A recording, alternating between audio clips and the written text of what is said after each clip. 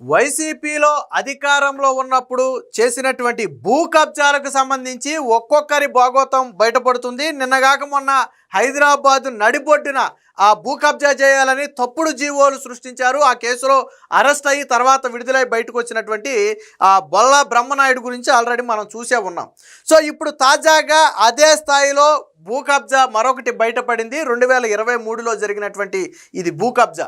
ఎవరయ్యా వ్యక్తి అంటే గతంలో వైసీపీ హయాంలో స్పీకర్గా పనిచేసినటువంటి తమ్మినేని సీతారాం, ఆయన కొడుకు, వీళ్ళిద్దరూ కలిసి అంటే తమ్మినేని సీతారాం కుటుంబం కలిసి ఒక సినీ ఫక్కీలో ఒక భూ కబ్జాకైతే పాల్పడ్డారు. సో దీనికి సంబంధించి తీగలాగితే డొంకంతా కూడా ఇప్పుడు బయటకు వచ్చింది. 2023లో దాదాపుగా 920 గజాలు ఉన్నటువంటి ఒక భూమిని కబ్జా చేయాలనే ప్రయత్నంతో ఒక తప్పుడు డెత్ సర్టిఫికేట్ సృష్టించారు, తప్పుడు ఫ్యామిలీ మెంబర్ సర్టిఫికేట్ సృష్టించారు, ఒక తప్పుడు లేడీని కూడా తీసుకొచ్చారు. తన కూతురు అని చెప్పి ఒక లేడీని కూడా ఈ రంగప్రవేశం చేసి మొత్తంగా ఈ భూమిని సబ్ రిజిస్టర్ సహాయంతో మొత్తం స్వాధీనం చేసుకున్నారు. దీని బహిరంగ మార్కెట్ విలువ దాదాపుగా 4 కోట్ల రూపాయలు ఉంటుందని చెప్పి నిన్న శ్రీకాకుళం ఎస్పీ ప్రెస్ మీట్లో చెప్పడం జరిగింది. సో ఏంటి ఇది సినీ ఫక్కీలో జరిగినటువంటి ఏంటి ఈ కబ్జా కథ ఏంటంటే శ్రీకాకుళం జిల్లాలో పట్టణ పరిధిలో ఒక సర్వే నెంబర్లో దాదాపుగా 920 గజాల స్థలం ఉంది. సో ఈ స్థలం ఎవరిదయ్యా అంటే అసలు అందవరపు గోవిందరాజులు అనే వ్యక్తిది ఈ స్థలం. ఈ స్థలాన్ని అందవరపు గోవిందరాజులు అనే వ్యక్తి ఏం చేశాడంటే ఈ భూమిని కట్టా కనకలింగేశ్వరరావు అనే ఒక వ్యక్తికి 88-92 అంటే 2 దఫాలుగా రిజిస్ట్రేషన్ చేసి ఇచ్చేశారు. అంటే ఇప్పుడు ఈ భూమి ఎవరిదయ్యా అంటే లింగేశ్వరరావుది, ఆయన కుటుంబ సభ్యులది. అయితే వీళ్ళు హైదరాబాద్లో ఉంటారు, ఉద్యోగరీత్యా హైదరాబాద్లో స్థిరపడ్డారు. సో అక్కడే ఉంటారు, ఇక్కడికి పెద్దగా రారు. సో ఇది ఖాళీగా ఉంటుంది, ఎప్పటి నుంచో ఖాళీగా ఉంటుంటే దీని మీద తమ్మినేని సీతారాం కన్నుపడింది. సో ఎలాగైనా సరే దీన్ని కబ్జా చేయాలి. ఆల్రెడీ డాక్యుమెంటేషన్ అంతా ఎవరి పేరు మీద ఉంది? లింగేశ్వరరావు పేరు మీద ఉంది. కాబట్టి దాన్ని మనం కబ్జా చేయాలంటే ఏం చేయాలని ఆలోచిస్తే ఈ లింక్ డాక్యుమెంటేషన్ అనేది అమ్మినటువంటి అందవరపు గోవిందరాజుల పేరు మీదే ఉందని తెలుసుకుని అక్కడి నుంచి లింక్ కట్ చేసి అందవరపు గోవిందరాజుల దగ్గర నుంచి వీళ్ళ దగ్గరకు వచ్చేటట్టు ప్లాన్ చేసుకున్నారు. ఎలా ప్లాన్ చేశారు అంటే మొదటగా ఈ అందవరపు గోవిందరాజులు అనే వ్యక్తి చనిపోయినట్టుగా ఒక డెత్ సర్టిఫికేట్ సృష్టించారు. కానీ ఆ వ్యక్తి బతికే ఉన్నాడు ఒకటి. రెండోది ఆ వ్యక్తికి ఒకే ఒక కూతురు ఉన్నట్టుగాను ఆ కూతురు పేరు రజని అని చెప్పి ఒక ఫ్యామిలీ మెంబర్ సర్టిఫికేట్ కూడా సృష్టించారు. కానీ గోవిందరాజులు బతికే ఉన్నాడు ఒకటి, ఆయనకి 2 కొడుకులు, 1 కుమార్తె, మొత్తం 3 చిల్డ్రన్స్ ఉన్నారు గోవిందరాజులకి. కానీ వీళ్ళేం చేశారు, ఈ రజని, అడబాల రజని అనే ఒక మహిళను తీసుకొచ్చి ఆయన కూతురుగా చెప్పారు. అసలు ఈ అడబాల రజని అనే మహిళ ఇక్కడ మన రాష్ట్రానికి చెందింది కాదు, పక్క రాష్ట్రంలో ఉండేటువంటి మహిళ. సో వాళ్ళకి చెందినటువంటి రిలేటివ్స్ ఇక్కడ ఉండటంతో రజని అని సృష్టించడానికి అడబాల అలాగే అందవరపు 2 ఏతోనే స్టార్ట్ అవుతాయి. కాబట్టి వీళ్ళని సబ్ రిజిస్టర్ని మాయ చేయటం కోసం తీసుకొచ్చినటువంటి మహిళే ఈ రజని. ఈ రజని అనే మహిళను తీసుకొచ్చి సబ్ రిజిస్టర్ ఆఫీస్కి వెళ్ళి ఏం చేశారు, సో గోవిందరాజులు అనే వ్యక్తి చనిపోతే ఆటోమేటిక్గా ఏకైక కూతురు అంటే ఆస్తి ఎవరికి చెందుద్ది? ఆటోమేటిక్గా ఏకైక వారసురాలకే చెందుద్ది కదా. సో రజనీకే చెందాలి అని చెప్పి రజనీ పేరు మీద నుంచి ఎవరి పేరు మీద రిజిస్ట్రేషన్ చేశారో తెలుసా? రజనీ ద్వారా మన తమ్మినేని సీతారాం తనయుడైనటువంటి చిరంజీవి నాగు పేరు మీద రిజిస్ట్రేషన్ చేశారు. దీనికి సాక్షి సంతకాలు ఎవరితో పెట్టించారో తెలుసా? తమ్మినేని సీతారాం డిగ్రీ కాలేజీలో పనిచేసే 4 లెక్చరర్ల చేత పెట్టించారు. ఈ స్కామ్లో లేడీ సబ్ రిజిస్టర్ కూడా పార్ట్నర్గా ఉంది. ఎందుకనంటే అక్కడ అని ఉంది తప్ప అడబాలానా లేకపోతే అందవరప అనేది సబ్ రిజిస్టర్ చెక్ చేయాలి. కానీ వాళ్ళ ఆధార్ కార్డులో అడబాల అని ఉంటుంది. కానీ వీళ్ళు అడబాల అనే పూర్తి పేరు రాయకుండా రజని అని మాత్రమే ఫ్యామిలీ మెంబర్ సర్టిఫికేట్ సృష్టించారు. అలాగే రిజిస్ట్రేషన్ డాక్యుమెంట్లో అంటే అందవరపు అని తప్పుడు అర్థం వచ్చేలాగా సృష్టించారు. అయితే ఇక్కడ 5 లక్షలకు మించి ఏదైనా రిజిస్ట్రేషన్ జరిగితే ఖచ్చితంగా పాన్ కార్డు తీసుకోవాలి. కానీ ఇక్కడ సబ్ రిజిస్టర్ ఏం చేసిందో తెలుసా? పాన్ కార్డు తీసుకోలేదు. అయితే ఇందులోనే ఇంకొక ఆప్షన్ కూడా ఉంది. ఎవరికైనా పాన్ కార్డు అనివార్య కారణాల వల్ల లేకపోతే ఫామ్ 16 ఏదో మొత్తానికి ఒకటి ఫిల్ చేసి సబ్ రిజిస్టర్కి ఇవ్వాలి. కానీ ఇక్కడ ఆ ఫామ్ మీద కూడా వీళ్ళు సంతకాలు పెట్టలేదు. అంటే పాన్ కార్డు ఇవ్వలేదు, పాన్ కార్డుకి ఆల్టర్నేటివ్గా ఉన్నటువంటి ఫామ్ కూడా వీళ్ళు ఫిల్ చేయలేదు. ఎందుకు ఫిల్ చేయలేదు అంటే అడబాల అనేది ఆ పేరు మీద ఉంటుంది కాబట్టి పాన్ కార్డులో అడబాల అని ఉంటుంది. కానీ గోవిందరాజుల ఇంటి పేరు అందవరపు. సో అందవరపు గోవిందరాజులకి అందవరపు రజనీ అవ్వాలి, అడబాల రజనీ అవ్వదు. సో కాబట్టి ఈ రికార్డ్స్ అన్నీ బయటకు వస్తే దొరుకుతారని చెప్పి సబ్ రిజిస్ట్రార్ని వీళ్ళ ఉచ్చులో వేసుకుని సబ్ రిజిస్ట్రార్ సహాయంతో నలుగురు లెక్చరర్లు ఎవరైతే ఉన్నారో వాళ్ళ కాలేజీలో పనిచేసే లెక్చరర్ల చేత సాక్షి సంతకాలు పెట్టించి వాళ్ళు కబ్జా చేసేశారు. ఈ విషయం ఎవరికి తెలియదు?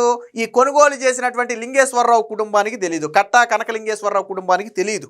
వాస్తవానికి వీళ్ళు 88, 92లోనే కొన్నారు. వీళ్ళేమనుకుంటున్నారు, భూమి అక్కడే ఉంది కదా సరే అనుకుంటున్నారు. అయితే 2023లో ఇది జరిగితే తరువాత ఇప్పుడు 2026లో తాజాగా ఏం చేశారంటే ఈ భూమికి ప్రహారీ గోడ కట్టే ప్రయత్నం చేశారు. ఎవరు? తమ్మినేని సీతారాం మనుషులు. ఎందుకంటే ఆయన కొడుకు పేరు మీదే ఉంది కదా.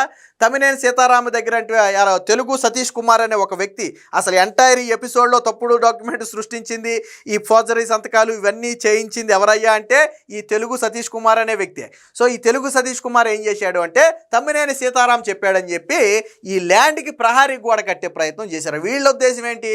మన పేరు మీద ఎలాగ రిజిస్ట్రేషన్ అయిపోయింది కదా, సో కోర్టులో వేసో అటు చేసో ఇటు చేసో దీన్ని లాగొచ్చు అనేది వీళ్ళ ఉద్దేశం. అయితే ఎప్పుడైతే ప్రహారీ గోడ కడుతున్నారని చెప్పి ఈ లింగేశ్వరరావు కుటుంబ సభ్యులకు తెలిసిందో వెంటనే ఆ లింగేశ్వరరావు కొడుకు ఏం చేశాడంటే అక్కడికి వెళ్ళి ఆపే ప్రయత్నం చేస్తే ఈ సతీష్ అనే వ్యక్తి ఇతని మీద దౌర్జన్యం చేసి ఇది వేళ భూమి, తమ్మినేని సీతారాం భూమి, నీ భూమి ఎందుకు అవుద్ది, సో ఆయన కట్టమన్నాడు ప్రహారీ కూడా, మేము కడుతున్నాం, నీకు దుక్కున్న చోట చెప్పుకో అన్నాడు.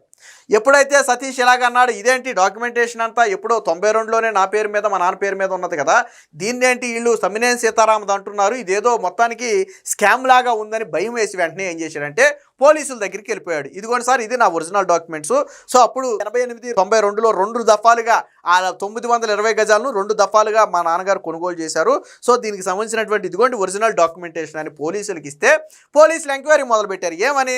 మరి ఒరిజినల్ డాక్యుమెంట్ ఎక్కడుంటే ఆ తమ్మినేని సీతారాం ఎందుకు కట్టమంటాడు అని చెప్పి ఆ రికార్డ్స్లోకి వెళ్ళి చూస్తే 2023లో తమ్మినేని సీతారాం కొడుకు పేరు మీద రిజిస్ట్రేషన్ అయినట్టుగా కనపడుతుంది. అంటే ఒకే ల్యాండ్కి 2 రిజిస్ట్రేషన్లు జరిగాయి. 92లో జరిగింది first registration, 88, 92 original registration. So బతికున్నాడు గోవిందరాజులు అనే వ్యక్తి కూడా బతికే ఉన్నాడు. ఆయన ఎవరికి అమ్మాడో కూడా ఆయనే చెప్తాడు. తమ్మినేని సీతారాంకి ఆయన అమ్మలా. సో ఆయన చచ్చిపోయినట్టే డెత్ సర్టిఫికేట్ సృష్టించారు వీళ్ళు. సో గోవిందరాజులు అనే వ్యక్తి బతికే ఉన్నాడు. సో ఆ వ్యక్తి కూడా ఏం చెప్పాడు, నేను ఈ భూమిని లింగేశ్వరరావుకి అమ్మాను తప్ప తమ్మినేని సీతారాంకి అమ్మలేదు, సో తమ్మినేని సీతారాంకి నాకు సంబంధం లేదని చెప్పాడు. దాంతో అందులోనూ అప్పుడు వీళ్ళు కొంచెం డెప్త్కి వెళ్తే ఏమైంది, అసలు రిజిస్ట్రేషన్ ఎలా చేశారు, ఎవరు చేశారని కొద్దిగా వెనక్కి వెళ్తే ఏమైంది, ఆ రజనీ అనే పేరు బయటకు వచ్చింది. ఎవరి రజనీ అని చూస్తే వాళ్ళ కూతురుగా ఎవరైతే గోవిందరాజులని మనం చెప్పుకున్నామో అసలు మొదట లింగేశ్వరరావు కమ్మినటువంటి వ్యక్తి, ఆ వ్యక్తి కూతురుగా చిత్రీకరించారు. కానీ ఈ వ్యక్తి బతికే ఉన్నాడు. ఆ వ్యక్తి కూతురు పేరు రజనీ కానే కాదు. సో ఈ రజనీ వేరు, ఆడ కూతురు వేరు. సో ఇక్కడ అప్పుడు అర్థమైంది, ఓహో మొత్తానికి గోవిందరాజులను చంపేసి డెత్ సర్టిఫికేట్ తీసుకుని ఆడ కూతురు అని చెప్పి ఒక మహిళను, ఇతర రాష్ట్రం నుంచి ఒక మహిళను తీసుకొచ్చి రజనీ అని పేరు పెట్టి ఆ పేరు మీద నుంచి వీళ్ళు మార్చుకున్నారు అని ఈ ఎంటైర్ ఎపిసోడ్కి లింక్ అక్కడ దొరికింది. అయితే తమ్మినేని సీతారాం ఏం చేశాడు తెలుసా తెలివిగా, ఇది ఎప్పుడైతే ఇది బయటికి లాగుతున్నారని తెలిసిందో వెంటనే హైకోర్టుకి వెళ్ళిపోయి ఇది సివిల్ డిస్ప్యూట్, మేము కోర్టులో తేల్చుకుంటాము, పోలీసులు ఇన్వాల్వ్ అవ్వకుండా మీరు ఆదేశాలు ఇవ్వాలి అంటే కోర్టు ఏం చేసిందంటే సివిల్ డిస్ప్యూట్లో మీరు ఇన్వాల్వ్ అవ్వద్దు అని చెప్పి ఆదేశాలు ఇచ్చింది. అయితే ఇక్కడ పోలీసులు చాలా స్మార్ట్గా వ్యవహరించారు. ఏం చేశారో తెలుసా, సివిల్ డిస్ప్యూట్లోకి వాళ్ళు దేంట్లోకి వెళ్ళారు తెలుసా, ఇందులో క్రిమినల్ కాన్స్పిరెన్సీ ఉంది, అందులోకి వెళ్ళారు. ఏంటి క్రిమినల్ కాన్స్పిరెన్సీ అంటే తప్పుడు డెత్ సర్టిఫికేట్ సృష్టించారు. బతుకున్న వ్యక్తిని చచ్చిపోయినట్టుగా డెత్ సర్టిఫికేట్ సృష్టించారు, అది మొదటి క్రిమినల్ కాన్స్పిరెన్సీ. రెండోది ఫ్యామిలీ మెంబర్ సర్టిఫికేట్, తప్పుడు ఫ్యామిలీ మెంబర్ సర్టిఫికేట్ సృష్టించారు 2. మూడోది ఆడ కూతురు కాని వ్యక్తిని ఆడ కూతురు అని చెప్పి ఆ పేరు మీద నుంచి వీళ్ళకి రిజిస్ట్రేషన్ చేశారు. సో ఇవన్నీ కూడా క్రిమినల్ చర్యలు, వీటిల్లో పోలీసులు ఇన్వాల్వ్ అవ్వచ్చు. పోలీసులు ఆటలో ఇన్వాల్వ్ అయి తీగలాగితే డొంకంతా ఇప్పుడు కదిలి బయటపడింది. దీని మీద శ్రీకాకుళం ఎస్పీ దాదాపుగా ఒక 20 నిమిషాల పాటు ప్రెస్ మీట్ పెట్టి పోస గుచ్చినట్టుగా ఏం జరిగింది, ఎలా జరిగింది అనేది పోస గుచ్చినట్టుగా వివరించాడు. అలాగే గోవిందరాజులు అనే వ్యక్తిని కూడా మీడియాకి చూపించాడు. ఆ వ్యక్తి బతికే ఉన్నాడు. నా లింగేశ్వరరావు ఫ్యామిలీకి భూమి అమ్మిన వ్యక్తి బతికే ఉన్నాడు. ఆ వ్యక్తినే చచ్చిపోయినట్టుగా సృష్టించారు. దీంతో ఎవరైతే కూతురు అని వచ్చిన రజనీ ఉందో ఆవిని A1గా చేశారు. అలాగే తెలుగు సతీష్ని అలాగే ఇతరులందరినీ కూడా మొత్తంగా 13 మందిని దోషులుగా తేల్చి కోర్టులో ప్రవేశపెట్టారు. పెడితే కోర్టు వాళ్ళకి 14 రోజులు రిమాండ్ వేసింది. అయితే ఎస్పీ గారు ఒక మాట చెప్పారు, ఏమని, మరి ఏంటి సార్ తమ్మినేని ఫ్యామిలీ పరిస్థితి ఏంటంటే తమ్మినేని సీతారాంని, ఆయన సతీమణిని, ఆయన అబ్బాయిని, వాళ్ళ ముగ్గురు మీద కూడా కేసు నమోదు చేస్తున్నాం. వీళ్ళు ముగ్గురు కూడా ఇందులో ఇన్వాల్వ్ అయ్యారు. వాళ్ళ ముగ్గురితో పాటు ఎవరైతే నలుగురు సాక్షి సంతకం పెట్టారో పనిచేసే స్టాఫ్, వాళ్ళ మీద కూడా మేము కేసు నమోదు చేసి త్వరలోనే అరెస్టు చేయబోతున్నాం. ఇక్కడితో ఆగల. ఆ రోజు దొంగ రిజిస్ట్రేషన్కి సహకరించినటువంటి సబ్ రిజిస్ట్రార్ని కూడా అరెస్టు చేస్తాం. దానికి ప్రభుత్వానికి నివేదిక పంపాం. పైనుంచి అనుమతి వచ్చిన వెంటనే ఈ సబ్ రిజిస్ట్రార్ని కూడా మేము అదుపులోకి తీసుకుని అరెస్టు చేసి కేసు నమోదు చేస్తామని చెప్పి నేను ఎస్పీ గారు అయితే చెప్పారు. దీనికి సంబంధించినటువంటి వార్త ఒకటి వచ్చింది, ఒకసారి చూద్దాం. బతికుండగానే డెత్ సర్టిఫికేట్ సృష్టి, తమ్మినేని భూ కబ్జా, దొంగ పత్రాలతో భూమి స్వాహా, 2023 కుమారుడి పేరిట రిజిస్ట్రేషన్, సీతారాము భార్య కుమారుడిపై కేసు నమోదు, యజమాని ఉన్న ఫేక్ డెత్ సర్టిఫికేట్, తప్పుడు వారసత్వ పత్రాల సృష్టి, బాధితుడి ఫిర్యాదుతో 13 మందిపై కేసు, సహకరించిన సబ్ రిజిస్టర్ పై కూడా నమోదు, 8 మంది అరెస్టు, పరారీలో తమ్మినేని కుటుంబం, త్వరలో అరెస్టు చేస్తామని శ్రీకాకుళం ఎస్పీ వెల్లడి.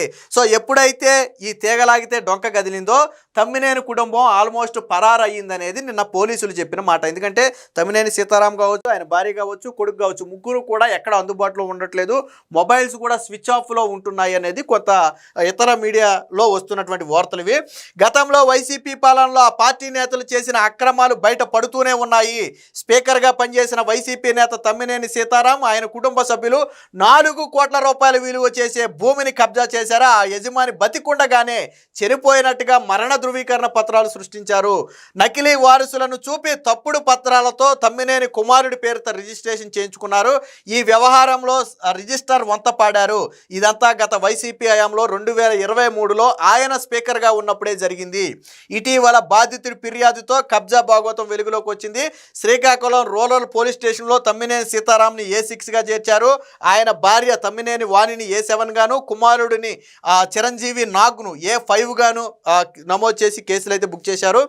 ఆదివారం శ్రీకాకుళం జిల్లా పోలీసు కార్యాలయంలో మీడియా సమావేశంలో ఎస్పీ మహేశ్వర్ రెడ్డి దీనికి సంబంధించినటువంటి వివరాలన్నీ కూడా వెల్లడించారు. మొత్తంగా 13 మంది ప్రమేయం ఉన్నట్లుగా గుర్తించారు. ఇందులో 8 మందిని అరెస్టు చేసి న్యాయస్థానం ముందు హాజరుపరిస్తే వాళ్ళకి 14 రోజుల రిమాండ్ కూడా విధించారు. సో ఎలా జరిగింది అనేది ఒక కథలాగా కూడా చెప్పారు. చూడండి ఒకసారి. సో ఇక్కడ చూడండి, సర్వే ఇది ఎక్కడ, శ్రీకాకుళం రూరల్ పరిధిలోని చాపురం గ్రామ పంచాయతీ బలగా పరిధిలోని సర్వే నెంబర్ 35/13లో ప్లాట్ నెంబర్ 84, 85, 86. ఇది మొత్తంగా 900 గజాలు. ఇది ఎవరిదయ్యా అంటే అందవరపు గోవిందరాజులు అనే వ్యక్తి నుంచి కట్టా కనకలింగేశ్వరరావు అనే వ్యక్తి 88, 92 అంటే 2 దఫాలుగా ఆ 920 గజాలను కొనుగోలు చేశాడు. అయితే ఈ లింగేశ్వరరావు కుటుంబం హైదరాబాద్లో స్థిరపడింది. ఆ స్థలం చాలా కాలంగా ఖాళీగా ఉంటుంది. ప్రస్తుతం ఆ స్థలం విలువ దాదాపుగా 3 నుంచి 4 కోట్లు ఉంది. ఈ స్థలంపై నిందితులు కన్నుబడింది. కనకలింగేశ్వరరావుకు భూమిని విక్రయించిన అందవరపు గోవిందరాజులు లింక్ డాక్యుమెంట్ను పైకి తీశారు. గోవిందరాజులు బ్రతికి ఉండగానే ఆయన చనిపోయినట్టుగా తప్పుడు మరణ ధృవీకరణ పత్రాన్ని సృష్టించారు. వాస్తవానికి గోవిందరాజులకి 2 కొడుకులు, 1 కుమార్తె ఉన్నారు. అయితే ఒడిశాలోని జైపూర్ ప్రాంతానికి చెందిన అడబాల రజనీని తెరపైకి తెచ్చారు. రజనీ గారి రికార్డుల్లో చూపించి గోవిందరాజులకు ఏకైక వారసురాలుగా రెవెన్యూ అధికారుల నుంచి వారసత్వ ధృవీకరణ పత్రం అంటే ఫ్యామిలీ మెంబర్ సర్టిఫికేట్ను కూడా తయారు చేయించారు. వీటితో తప్పుడు రిజిస్ట్రేషన్ పత్రాలు రూపొందించారు. ఆముదాల వలస సబ్ రిజిస్టర్ కార్యాలయంలో తమ్మినేని సీతారాం కుమారుడు తమ్మినేని చిరంజీవి నాగ్కు విక్రయిస్తున్నట్లుగా రిజిస్ట్రేషన్ కూడా చేయించారు. తమ్మినేని సీతారాంకు చెందిన ఆముదాల వలసలోని ప్రైవేటు కళాశాలలో పనిచేసే 4 లెక్చరర్లు ఇందుకు సాక్షి సంతకాలు చేయించారు. ఇదంతా 2023లో జరిగింది. అయితే ఇటీవల ఈ స్థలానికి ప్రహారీ గోడ నిర్మించే ప్రయత్నం చేయగా అసలు యజమాని అయినటువంటి కనకలింగేశ్వరరావు కుమారుడు కట్టా జై కిషోర్ పోలీసులను ఆశ్రయించారు. ఒరిజినల్ పత్రాలు చూపించడంతో విచారణ చేసినటువంటి పోలీసులు అసలు భాగవతాన్ని అయితే బయటికి తీశారు. ట్విస్ట్ ఏంటంటే ఇలాంటి కబ్జాలు మరికొన్ని ఉన్నట్టుగా పోలీసులు చెబుతున్నారు. అయితే వాటి వివరాలు ఇప్పుడే మేము వెల్లడించకూడదు, ఎందుకంటే బాధితులతో మా వాళ్ళు పోలీసులు మాట్లాడుతున్నారు. సో కబ్జా జరిగిందని మేము నిర్ధారించుకున్న తరువాత ఆ వివరాలను వెల్లడిస్తాము అని చెప్పి ఆయన కూడా చెప్పడం జరిగింది. సో ఒక సినీ ఫక్కీలో జరిగినటువంటి ఈ కబ్జా భాగవతానికి కర్త కర్మ క్రియ ఎవరయ్యా అంటే తమ్మినేని సీతారాం. బతుకున్న వ్యక్తినేమో చనిపోయినట్టుగా సృష్టించారు, కొడుకులు కూతుళ్ళు ఉండగానే వేరొక మహిళను తీసుకొచ్చి పక్క రాష్ట్రం నుంచి, మళ్ళీ అది కూడా జైపూర్ నుంచి ఒక మహిళను తీసుకొచ్చి ఇంటి పేరు అడబాల అయితే దాన్ని అందవరపు కింద కింద మార్చేసి తప్పుడు రిజిస్ట్రేషన్లు చేయించారు. సో ఇది మొత్తం కూడా అత్యంత క్రిమినల్ చర్య. ఇది కోర్టులో నిరూపించబడితే కఠిన శిక్షలు పడతాయి. అంటే భూమి దొంగ పత్రాలతో రిజిస్ట్రేషన్ చేయడం ఒక ఎత్తు అయితే, బతుకున్న వ్యక్తి చనిపోయినట్టుగా తప్పుడు సర్టిఫికేట్లు సృష్టించడం అనేది అత్యంత తీవ్ర నేరం. ఫ్యామిలీ మెంబర్ సర్టిఫికేట్లు సృష్టించడం అత్యంత తీవ్ర నేరం. సో దీని మీద ఖచ్చితంగా కఠిన శిక్ష పడే అవకాశం ఉందని చెప్పి ప్రస్తుతానికి న్యాయవాదులు అయితే చెప్తున్నారు. ఏదేమైనా మొత్తంగా ఈ వైసీపీ నేత మాజీ స్పీకర్ తమ్మినేని సీతారాం భూ కబ్జా భాగవతం అయితే తాజాగా వెలుగులోకి వచ్చింది.